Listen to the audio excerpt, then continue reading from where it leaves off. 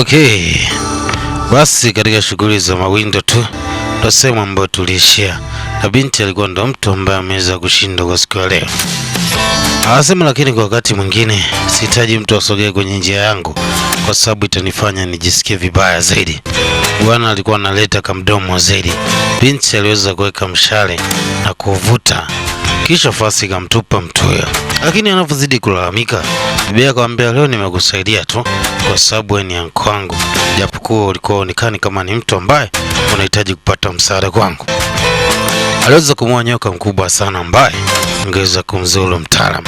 Lakini anko hata hivyo wakati huo, yani mjomba, alikuwa hajapendezwa na kile ambacho kimefanywa na binti. Basi baadaye alihitaji kumwekea timing bibie ili aweze kulipa kisasi, akiamini ya kwamba binti huyo ni kama anamsogelea katika njia zake. Binti akiwa anaendelea kulichapa jaramba na farasi. Baada ya kufika sehemu moja aliona pana utulivu sana, na hapa aliweza kuona kuna hatua za mnyama ambaye anaambamba mbele huko. Aliamua kumweka kwenye target ya mnyama. Jina lake naweza nikakupa, sio anakaita kadigidigi au je kwenu mnakahitaji. Lakini binti akiwa anaweka target na alikuwa ameweka target, mwanaume alipiga juu ya kile kitu ambacho kilikuwa kimefunga nywele za binti. Ni kitu ambacho pia kimebeba siri nzito sana ya maisha ya binti. Sasa ni mwanaume wa aina gani? Mwanaume ana nywele like a woman. Sema mwanaume gani ana nywele kama za kike? Nilimshtua kidogo. Binti baada ya kuona kama kuna ujio wa watu alihitaji kujiweka pembeni kidogo, kwa sababu kwa sasa aliona hii sehemu inaweza ikaja kwa sio salama zaidi. Kumbuka binti kwa sasa anajifanya mwanaume, lakini kiuhalisia yeye ni wa kike. Basi kuna bwana mmoja ambaye alikuwa amekuja kutafuta dawa katika misitu, lakini pia ni kutokana na kwamba dada yake alikuwa ametekwa, na yeye alipewa kazi ya kwamba ni lazima aweze kutafuta dawa ili aweze kumwokoa ndugu yake. Basi akiwa katika shughuli za uchimbaji wa dawa katika ile eneo, ghafla aliweza kupata mshangao zaidi. Aliweza kumwona mrembo mmoja pembezoni na kibwa kidogo zaidi. Mtu ni kama baada ya kumaliza kupunguza uzito alikuwa anajifunga na kujiweka sawa zaidi. Lakini sasa jicho la mtu huyo liweza kutambua kitu cha tofauti zaidi. Binti baada ya kusikia mchekecho alituma betu namna hiyo, mzee baba chalia kaikataa wewe. Kama jitokeze tu. Anasema usio na wasiwasi, mimi nikuja tu kwa ajili ya kutafuta dawa kwa ajili ya matibabu tu. Lakini sasa kwa nini umekuwa ni mpweke na huko katika ile eneo ambalo unafikiria unaweza kuwa unafanya makosa makubwa zaidi, kwa sababu leo ni siku ya uwindaji ya watoto ambao wanatokea katika jumba la kifalme. Ingekuwa ni vema uweze kutoka katika ile eneo, kwa sababu unaweza ukaja kupata kizaazaa zaidi. Lakini kumbuka binti ndo prince mwenyewe. Sasa binti alimfuata na kuhitaji kumtuliza mtu huyo. Lakini sasa mwamba baada ya kuangalia pembeni akahisi ni mfanyakazi ambaye anatoka katika jumba la kifalme. Ikabidi ucheze kidogo. Bibi anapeleka, lakini sasa singemweza mjumba. Jumba alikuwa na skizi ya ajabu zaidi. Alimtuliza binti. Akamwambia tulia bwana, hiyo sio biashara yangu kwako, ila nilikuwa natafuta namna ya kuweza kusaidia wewe kuweza kutoka katika ile eneo.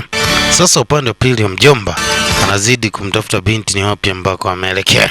Lakini sasa binti kwa wakati yuko katika mikono ya mtu ambaye kwa sasa ni kama anatafuta dawa katika kimsitu kidogo sana hiki ambacho shughuli za mawindo zilikuwa zinaendelea. Kuteki blessing. Anasema nifuate mimi na yote kufanya uwe salama zaidi. Basi mwanaume alihitaji kutengeneza nafasi ya kumtoa binti katika ile eneo. Lakini sasa mjomba anazidi kutafuta tu katika ile eneo. Sasa akiwa amefanikiwa kutoka katika lile eneo, ambush ilikuwa kali sana katika ile eneo. Kwa bahati iliyokuwa mbaya aliweza kuonekana Nyetulwa. Alianza kufuata na wale askari wa kifalme. Lakini sasa binti kwa saizi ni ngumu sana kutambulika vyema, na mjomba aliweza kupandia farasi tu, anahitaji kumkamata mtu huyo. Wanasema juu kabisa katika kilele cha mlima huko chini kulikuwa na maji, na hapa wanasema no way to go, no way to run. Binti alimpushi mshikaji, lakini mshikaji akaikataa kumvuta. siwezi kwenda mwenyewe ndani ya maji. Wajomba wanafika, wanakuta habari imeshachemka siku nyingi zaidi. Sasa uko chini, shida ni kitu kimoja.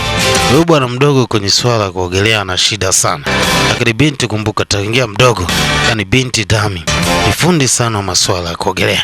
Akawa tengeneza nafasi ya kuondoka, lakini akamwona huyu boya mbona anazama. Sasa Chali hapa ndo anapata kumbukumbu ya zamani kidogo. Nakwenda kupa mwongozo kumbukumbu gani zaidi. Hadi sasa upande wa pili kuna mtu anajiita Meikanti. Mfanya biashara huyo. Anaingia pia katika mji, lakini kwa sasa ana furaha sana. Hasa vitu ambavyo unafanya ni vitu ambavyo viko vizuri zaidi. Hadi sasa sijajua namna ambayo inaweza kutengenezea nafasi ya kuweza kupata kile ambacho kinakuhitaji. Huyo anasema ni mfanyabiashara mkubwa zaidi. Bodyguard alileta taarifa huko juu ya kile ambacho kimetokea kwa upande wa binti, ya kwamba kwa sasa binti ni kama hayupo. Anasema sasa nini ambacho tunaweza tukafanya kwa kisha tunaweka mambo sawa. Chibonge akiwa na mama wa kitambo zaidi anasema kuna mpango ambao nilionao. Hebu fanya namna kuweza kuleta mavazi ambao nafikiri atatusaidia sana. Huyu bwana mdogo anafahamika kwa jina Lord Gian. Hatujui ni biashara gani ambayo imemleta, lakini pia bado hatujapata utambulisho wake kamili. Kumbuka kisanga kinazidi kusonga tala bintibu. Tukote kujua yote zaidi. Hatimaye baadaye mwanaume aliweza kuamka katika ile eneo, lakini msaada mkubwa alikuwa umetolewa na binti. Na alijua binti labda ameshaweza kupoteza maisha. Lakini sasa binti alikuwa anakimbia kusogea katika eneo ambalo lilikuwa ndo eneo la mashindano. Wanasema bwana mdogo wake wa mwisho kabisa, yani mtoto wa mama wa kambo, mama wa pili, ndio anapewa pongezi kwamba amefanya kitu chema zaidi. Hii iliweza kumkumbusha binti miaka mingi sana nyuma, pindi ambapo mzee alikuwa anajivunia sana mtoto huyo na kumsahau yeye, ili mama yake na Dami aliweza kumwambia bwana wake kwamba hakikisha unamtunza mtoto wetu. Lakini mzee baadaye aliweza kuwa mke mwingine na kupata katoto ka kiume, hivyo alikuwa anakawekea uangalizi mkubwa sana na upendo wa dhati, tofauti na binti Dami. Binti ilimuumiza sana, lakini akiwa katika ile eneo kuna sniper mmoja wa kale zaidi wa vimishale anahitaji kumwangamiza binti. Lakini kabla hajafanya, kuna mtu alitokea akamwekea kifua na akaweza kumwokoa binti kwa kumsogeza pembeni. Sasa binti anasema yani yule Chali wa miaka mingi sana ya nyuma. Mwamba mwenyewe anashangaa kwa sababu yeye sio huyo mtu ambaye binti anamsema kwa wakati huu. Basi bodyguard akaona cheze na Miatulu ambaye alihitaji kuchukua maisha ya binti. Anasema sasa nini ambacho kimefanya uweze kurejea yule? Huyu mwanaume hilo sio jina lake, ila anashindwa kujibu tu kutokana na namna ambavyo binti kwa sasa anamfikiria mtu huyu kama ni yule ambaye anaweka katika kumbukumbu za utoto zaidi. Basi anakuambia mzee Chibonge aliweza kuleta mavazi ya binti. Hai sasa mshikaji alikuwa anakula sahani moja tu na Chali ambaye ameleta kizaazaa kwenye shughuli ambaye alikuwa anahitaji kumwangamiza binti. Lakini sasa shida ni kwamba mtu anaonekana ni mtaalamu sana wa kutumia mishale. Sasa kalikuwa ni kamzozo zaidi, lakini alimchapa moja safi. Unaambiwa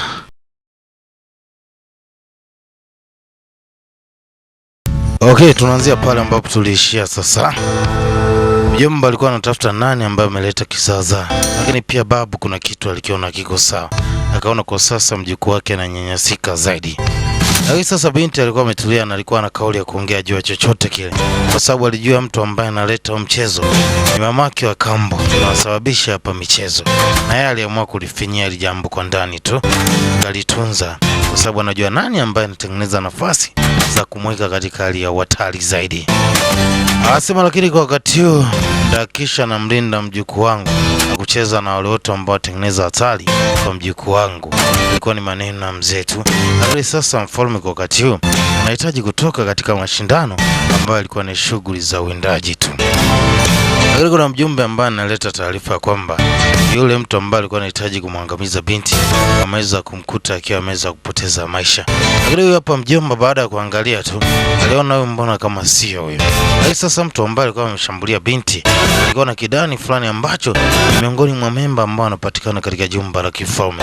Sasa nani mtu huyo? Lakini huyo aliyeletwa ni kwamba ni feki. Hata binti alivyomwangalia mtu huyo alipata mashaka zaidi.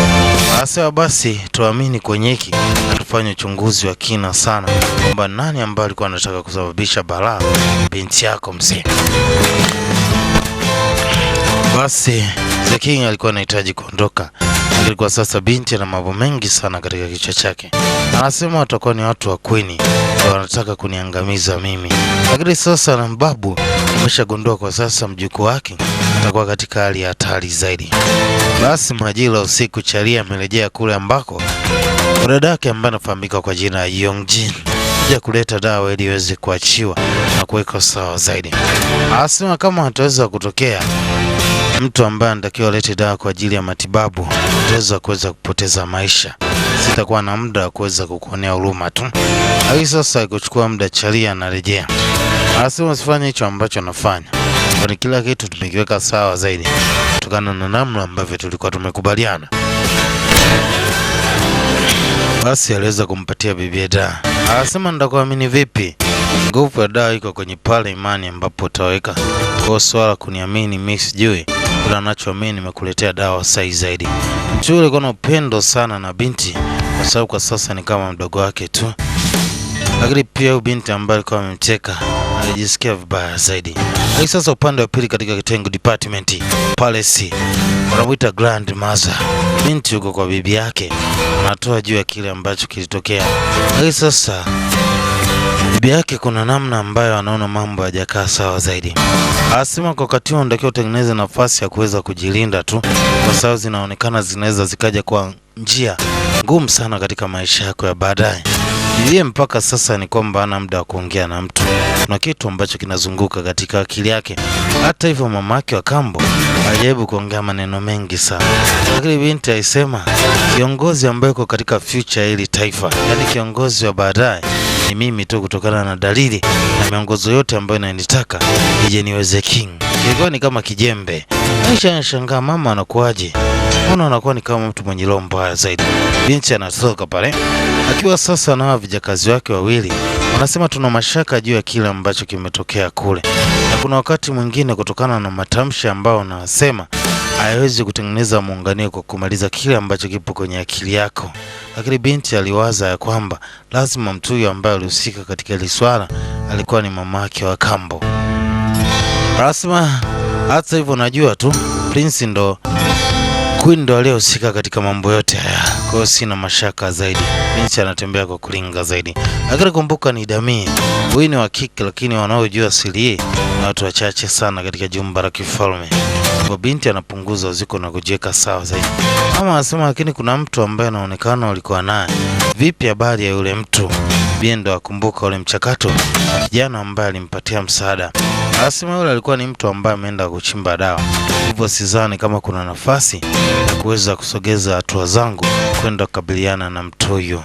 Hadi sasa upande wa pili katika jumba la kifalme majira usiku, mtaalamu ameingia kwa ajili ya kufanyia masaji na matibabu. Wafanyakazi wote ambao wanafanya kazi katika jumba la kifalme hapa nahitaji kupeleleza miongoni mwa mtu ambaye aliweza kusaidiana naye katika muda ambao ulipita zaidi, akiamini kwamba yule ni court lady, yani ni kijakazi ambaye anafanya kazi katika jumba la kifalme au unaweza kuita court maid. Basi alikuwa anauliza baadhi ya wafanyakazi tu, lakini watu wote walikuwa wanamjibu ya kwamba miongoni mwao kuna mtu ambaye angeweza kupata nafasi ya kwenda kutoka katika shughuli ya uendaji. Na sasa upande wa pili kwa binti anaota ndoto mbaya zaidi. Kumbuka pacha yake alipotea miaka mingi sana iliyopita, na ndo amechukua usukani.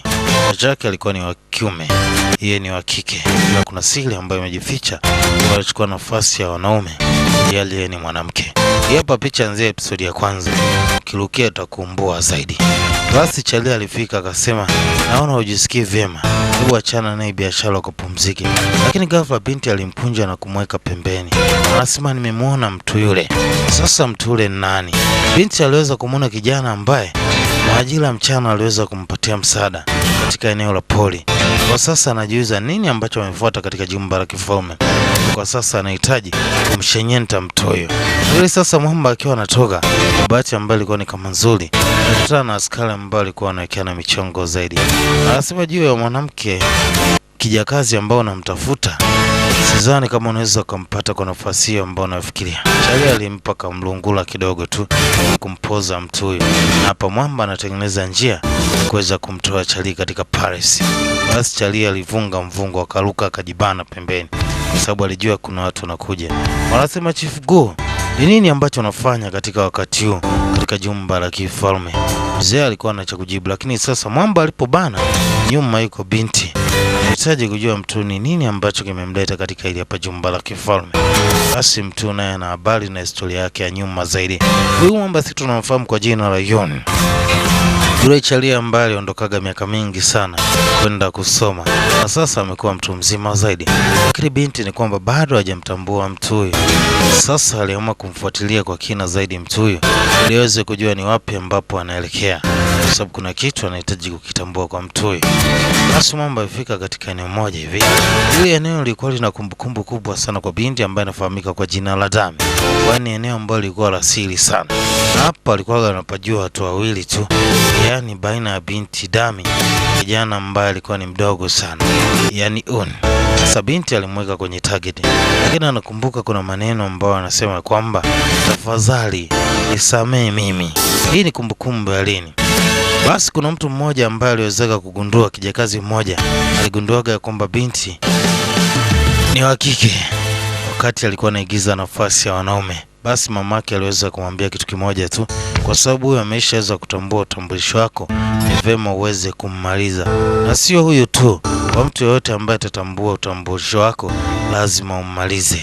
Hii ilimtoa mpaka machozi bibie. Ilikuwa ni kumbukumbu ya nyuma, na hivyo anatakiwa mmalize mtu kwa sababu tayari anaweza akaja kuleta shida kwa baadaye. Anamweka sasa target mtaalamu ili aweze kumshambulia, lakini mwamba aliwezaje kufungua mlango? Kwa sababu ilikuwa ni sehemu asili zaidi. Hivyo arusha mshale ukamchalaza kidogo tu katika kaeneo kake kadogo hapa kashavu, kijidamu kikatoka. Mzee anarudi anauliza nini ambacho kimetokea. Anasema itakuwa ni mbaya sana, hivyo lazima atafute nafasi ya kuweza kujitoa katika ile eneo, itakuwa ni hatari zaidi. Lakini sasa baadaye binti alirejea katika lile eneo kwa sababu anajua hapo kuna kumbukumbu ya nyuma zaidi ya maisha yake na mtu ambaye alipotezana naye muda mrefu sana. Kale June naye baada ya kurejea nyumbani sasa, kitu ambacho kilimshtua sana ni kwamba mzee mzima aliweza kuja, yaani mwamba ambaye aliangamizaga maisha ya Prince pasipo kutambua.